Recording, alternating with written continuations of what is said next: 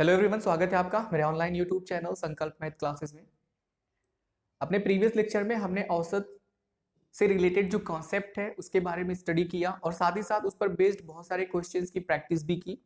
आगे भी हम उससे रिलेटेड क्वेश्चंस की प्रैक्टिस करते रहेंगे, पर उससे पहले हम क्या करते हैं, समीकरण, जो कि एक बहुत इंपॉर्टेंट टॉपिक है मैथ में, एप्टीट्यूड में इस्तेमाल होने वाला एक बहुत ही इंपॉर्टेंट यानी कि महत्वपूर्ण टॉपिक है समीकरण। समीकरण को बनाना और समीकरण को किस तरीके से सॉल्व किया जाता है यानी हल किया जाता है, ये बहुत ही ज्यादा इंपॉर्टेंट है। ठीक है, लगभग सभी क्वेश्चंस में इक्वेशंस का यूटिलाइजेशन होता ही होता है। आप सबको पता है कि कोई भी क्वेश्चंस अगर हम सॉल्व करते हैं तो उसमें इक्वेशन का जो कॉन्सेप्ट होता है वो शामिल ही होता है। ठीक है, आप कोई किसी भी टाइप का क्वेश्चन सॉल्व करेंगे तो उसके बीच में इक्वेशंस बनते हैं और उन इक्वेशंस को सॉल्व करने के तरीके हमें जब तक नहीं आएंगे तो क्वेश्चंस को आसानी से हम सॉल्व नहीं कर पाएंगे। ठीक है, तो ये बहुत इंपॉर्टेंट टॉपिक है। इस पर बहुत सारे इस टॉपिक को रिलेट करके बहुत सारे क्वेश्चंस फ्रेम होते हैं, जैसे आयु से संबंधित प्रश्न हो गए, ठीक है, नाव वगैरह से संबंधित जो प्रश्न है, ठीक, संख्याओं पर आधारित प्रश्न है।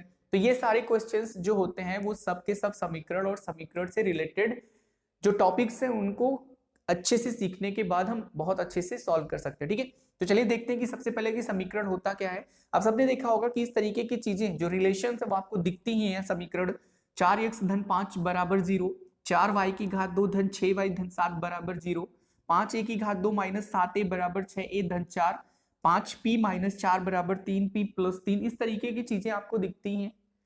तो ये सब चीजें हैं क्या, ये जो यहाँ पे लिखा गया ये सब के सब समीकरण बोले जाते हैं। ठीक है, समीकरण।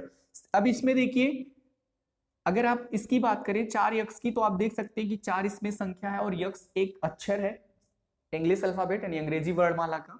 5 भी आपका एक संख्या है, 0 भी आपका एक संख्या है, बराबर एक चिन्ह है, प्लस भी एक चिन्ह है। तो इस तरीके से आप देख सकते हैं कि किसी भी समीकरण का जो निर्माण होता है यानी कोई भी समीकरण जब बनता है तो उस समीकरण में एक टर्म, एक पद ऐसा होता है जिसका मान निश्चित नहीं होता, उसे ही हमें फाइंड आउट करना होता है, और एक पद ऐसा होता है जिसके मान क्या होते हैं, निश्चित होते हैं, और कुछ चिन्हों के साथ उन्हें क्या करते हैं, हम मिला के लिखते हैं। तो इक्वेशन का एक परिभाषा अगर आप सीखना चाहें तो ऐसे भी बोल सकते हैं कि एक निश्चित मान और एक अनिश्चित मान को जब हम गणितीय संक्रियाओं यानी जोड़, गुणा, घटाव या भाग या फिर और किसी गणितीय संक्रिया के साथ कुछ चिन्हों के साथ लिखते हैं तो इसे ही हम क्या बोलते हैं, समीकरण बोलते हैं।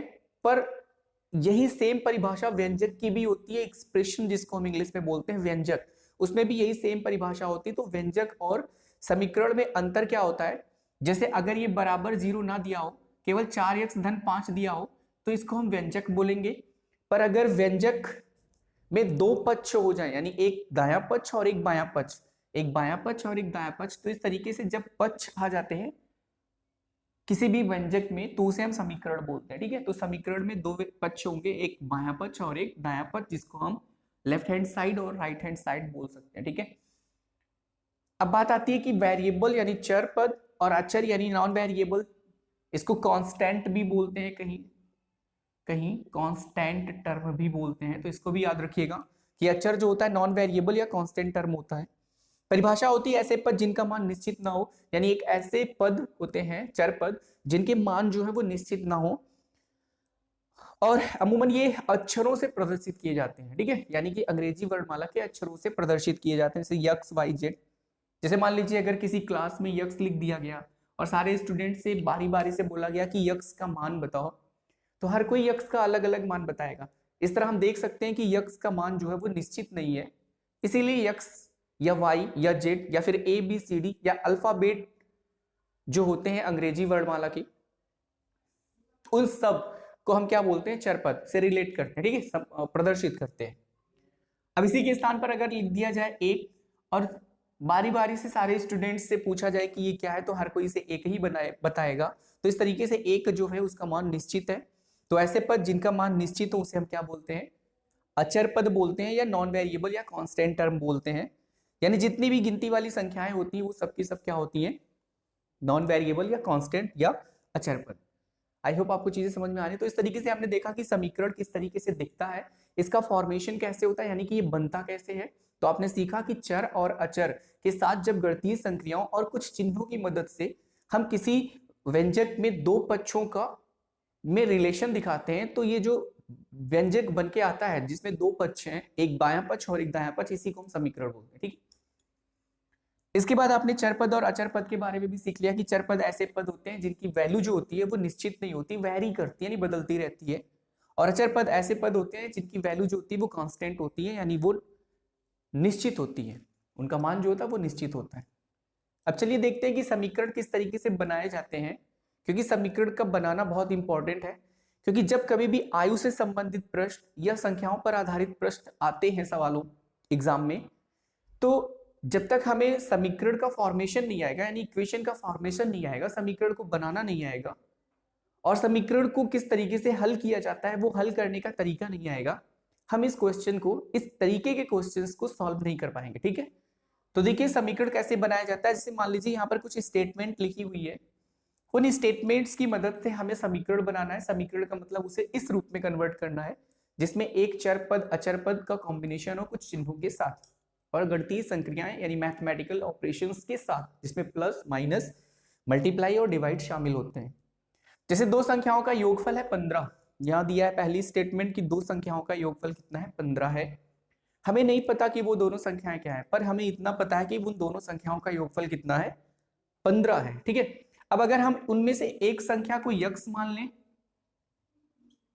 और दूसरी संख्या को वाई मान लें, तो यक्स और वाई दो संख्याएं, उनका योगफल बराबर कितना है, 15। तो आप देख सकते हैं कि जो इक्वेशन, जो स्टेटमेंट दो संख्याओं का योगफल 15 है लिखा हुआ है, उस स्टेटमेंट को अगर हमने इक्वेशन में कन्वर्ट किया यानी समीकरण में परिवर्तित किया, तो उसे हमने लिखा कि यक्स धन वाई बराबर कितना है, 15, जहां यक्स एक संख्या है और वाई दूसरी संख्या है। तो दो संख्याओं का योगफल 15, इसलिए इन दोनों यानी यक्स और वाई का जो योगफल है वो कितना है, 15 है, यानी x प्लस वाई बराबर 15। इस तरीके से हमने इस स्टेटमेंट को किस में कन्वर्ट कर दिया, इक्वेशन में कन्वर्ट कर दिया। सेकंड देखिए, यहाँ राम और श्याम की आयु का अंतर 5 वर्ष है। आप सबको पता है अंतर का मतलब होता है माइनस, और माइनस एक खास तरीके से यानी बड़ी क्वांटिटी में से छोटी क्वांटिटी को माइनस करना, दैट्स कॉल्ड डिफरेंस यानी अंतर, इसी को अंतर बोलते हैं। तो राम और श्याम की आयु का अंतर 5 वर्ष, इसका मतलब इसमें हमें यह नहीं पता है कि राम बड़ा है कि श्याम बड़ा है। राम और श्याम की आयु का अंतर 5 वर्ष हमें नहीं पता, तो हमें मानना पड़ेगा कि मान लीजिए राम बड़ा है, तो राम की आयु में से श्याम की आयु को घटाने के उपरांत 5 आएगा, या फिर अगर हमने मान लिया कि श्याम की आयु बड़ा है तो श्याम की आयु में से राम की आयु को घटाने के बाद क्या मिलेगा, 5। तो मान लीजिए कि राम की आयु जो है, यानी राम जो है वो श्याम से क्या है, बड़ा है, यानी ये बड़ा है। राम की आयु को मान लीजिए यक्स है और श्याम की आयु को मान लीजिए वाई है। अब इनका अंतर निकालना है, तो यक्स में से वाई घटा दीजिए और अंतर कितना दिया है, 5। तो इस तरीके से यक्स माइनस वाई बराबर कितना हो गया, 5। कोई जरूरी नहीं कि आप यक्स और वाई में चीजें बनाइए, अगर आप पी और क्यू बनाते हैं कि राम की आयु को पी और श्याम की आयु को क्यू मानते हैं, तो p minus q is equals to 5 हो जाएगा। इस तरीके से आप किसी भी वेरिएबल को चुन सकते हैं, किसी भी अल्फाबेट को। ठीक है, 26 अल्फाबेट होते हैं इंग्लिश में, तो इस तरीके से आप किसी को भी चुन सकते हैं। ठीक है, यक्स और वाई अमूमन माने जाते हैं एक्स वाई जेड, क्योंकि वो इजी पढ़ते या इस्तेमाल ज्यादा होते हैं, इसलिए हमें इजी लगते हैं। ठीक है, एक संख्या दी गई संख्या का 5 गुना है। जैसे तीसरा सवाल यहाँ पर स्टेटमेंट यानी कथन जो है, एक संख्या दी गई संख्या का 5 गुना है। तो यहाँ ना तो पहली संख्या पता और ना ही दी गई संख्या पता है, दोनों ही अज्ञात है। तो यहाँ भी हमें क्या करना होगा कि दी गई संख्या को मान लीजिए हमने क्या माना, यक्स। दी गई संख्या को हमने क्या माना, यक्स। माना वाले सवालों से तो आप परिचित ही होंगे, उस तरीके के क्वेश्चंस में सॉल्व करने के लिए ये सब चीजें बहुत इंपॉर्टेंट है। ठीक है, तो एक संख्या दी गई संख्या का 5 गुना है, दी गई संख्या को हमने माना है कितना, यक्स। 5 गुना का मतलब 5 का गुणा यानी 5 गुना, तो 5x यानी 5 से जब हम इसमें गुणा करेंगे तो ये क्या हो जाएगा, 5x। और यही क्या है, एक संख्या है, तो मान लीजिए वो संख्या क्या है, y। तो हम मान सकते हैं कि y बराबर कितना है, 5x। ठीक है, यानी एक संख्या दी गई संख्या का 5 गुना है, तो हमने दी गई संख्या को माना यक्स। अब यक्स का 5 गुना जब हमने किया 5x, 5 गुणे यक्स तो 5x हो जाएगा। एक चीज और ध्यान रखिएगा कि अगर यक्स धन 5 है तो ये ऐसे ही लिखा रहेगा, यक्स माइनस 5 है तो भी ये ऐसे ही रहेगा, या 5 प्लस यक्स या 5 माइनस यक्स है तो ये ऐसे ही लिखे रहेंगे, पूरे सोल्यूशन में, ठीक है, जितने भी सोल्यूशंस होंगे उन सभी सोल्यूशंस में जहां जहां इस तरीके की चीजें इस्तेमाल होंगी। ये सिंपल है, यक्स में कोई चर जुड़ना या घटना या किसी अचर में से किसी चर को घटाना या जोड़ना, इस तरीके की चीजें जब आती हैं तो उन्हें माइनस चिन्ह के साथ या प्लस चिन्ह के साथ लिखते हैं। पर अगर 5 में यक्स का गुणा हो रहा है तो इसे हम 5x लिख सकते हैं, यानी a इंटू यक्स इज इक्वल टू एक्स हो जाएगा, ठीक है, इसको याद रखिएगा। तो 5 गुणे यक्स बराबर 5x। ये 5x जो है वो एक संख्या है, वो संख्या भी हमें नहीं पता तो हमने माना कि वो क्या है, y है, तो y बराबर 5x हो जाएगा। आप x के प्लेस पर y मान सकते हैं और y के प्लेस पर x मान सकते हैं, z मान सकते हैं, कुछ भी मान सकते हैं। मीना की आयु उसके भाई की आयु के दुगने से 5 वर्ष कम है, यानी मीना की जो आयु है उसके भाई की आयु के दुगने से 5 वर्ष क्या है, कम है। तो भाई की आयु के दुगने से 5 वर्ष कम किसकी आयु है, मीना की आयु। तो भाई की आयु को मान लीजिए कितना है, यक्स है, इसको मान लीजिए कितना है, यक्स है। अब भाई की आयु के दुगने यानी दो का गुणा करेंगे, दुगना का मतलब 2x होगा, मतलब 2 का गुणा होगा, से 5 वर्ष कम, यानी कि अगर हम इसमें से -5 कर दें तो ये किसकी आयु आ जाएगी, मीना की आयु आ जाएगी। और मीना की आयु अगर हमने मान लीजिए y माना है तो y इज इक्वल टू कितना हो जाएगा, 2x माइनस 5, यानी y बराबर हो जाएगा 2x माइनस 5। तो इस तरीके से हमने क्या किया, जो कथन हमें सवालों में दिए हुए होंगे उन कथन की मदद से हम उन कथनों को किस में कन्वर्ट करेंगे, इक्वेशन में, क्योंकि बिना इक्वेशन में कन्वर्ट किए हम उस क्वेश्चंस को, उस टाइप के क्वेश्चंस को जो मैंने अभी बताया, जैसे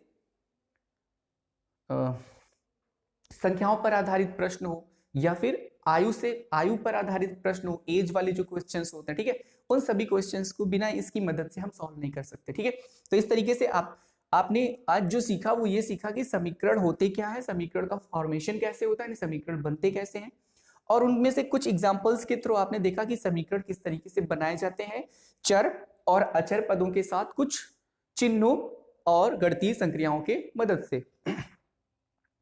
तो आई होप आपको इतनी चीजें समझ में आई होंगी। इसके बाद हम समीकरण का हल प्राप्त करना भी सीखेंगे और उसके बाद क्वेश्चंस के साथ इनकी प्रैक्टिस भी करेंगे, वीडियो शॉर्ट ही बनाएंगे ताकि आपको पढ़ने और रिवीजन करने में आसानी हो, ठीक है। तो अगर आपको इन वीडियोस से हेल्प मिलती है तो आप इस वीडियो को लाइक, शेयर और सब्सक्राइब भी जरूर कर सकते हैं, या फिर इसके अलावा आपकी कोई क्वेरी हो या फिर कोई सजेशन हो तो आप उसे कमेंट बॉक्स में भी लिख सकते हैं। मिलते हैं अपने नेक्स्ट वीडियो में इसी टॉपिक से रिलेटेड कुछ चीजों के साथ, तब तक के लिए धन्यवाद।